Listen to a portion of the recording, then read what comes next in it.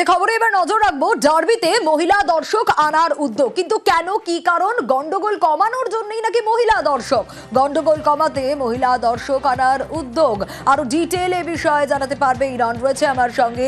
Iran, IFA কে কি পরামর্শ দিলেন ডিজি রাজীব কুমার?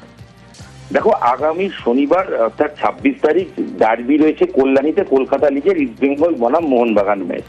এই ম্যাচ সংক্রান্ত বৈঠক যখন রাজীব কুমারের সঙ্গে করেন আইএফএ কর্তারা, তখন ডিজি রাজীব কুমারের পক্ষ থেকে একটি বিশেষ পরামর্শ দেওয়া হয় এবং যে পরামর্শ আইএফএ মেনেও নিয়েছে। কি পরামর্শে বলা হয় যে সাধারণত ডার্বি হলে ইস্টবেঙ্গল মোহনবাগান সমর্থকদের মধ্যে গন্ডগোল হয়, ঝামেলা হয়, বাকবিতণ্ডা হয়, পরস্পরের দিকে ঠেলে যান, আক্রমণ করেন, কুরুচিকর কথাও বলেন।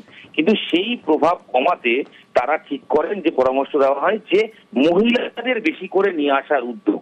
এবং মহিলাদের বেশি করে নিয়ে আসতে গেলে কি করতে হবে, তারপরে আইএফএর তরফে সিদ্ধান্ত হয় ম্যাচের যে টিকিটের দাম 150 টাকা ছিল সেটা কমিয়ে 100 টাকা করে দেওয়া হয় এবং বিশেষ গোলাপি রঙের টিকিট করা হচ্ছে মহিলা সদস্যদের জন্য। অর্থাৎ মহিলা ফ্যান যারা আছে, আমরা জানি এই মুহূর্তে ইস্টবেঙ্গল মোহনবাগান বিশ্ব ফুটবলের মতো প্রচুর মহিলা ফ্যান আছেন, তারা মাঠে যেতে চান।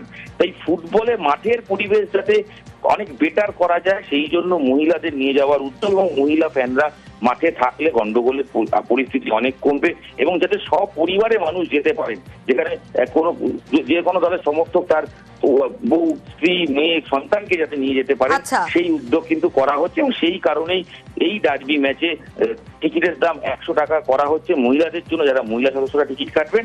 এবং উদাহরণ হিসেবে কিন্তু বলা হয়েছে ভারত পাকিস্তান ম্যাচ হলেও প্রচুর মহিলা ফ্যান যান, সেই ক্রিকেটের মাঠের কালচার ফুটবলে নিয়ে আসার জন্যই ডিজি রাজীব কুমারের পরামর্শ মেনে মহিলাদের জন্য বিশেষ কম দামের টিকিটের ব্যবস্থা করলো ডার্বিতে আইএফএ।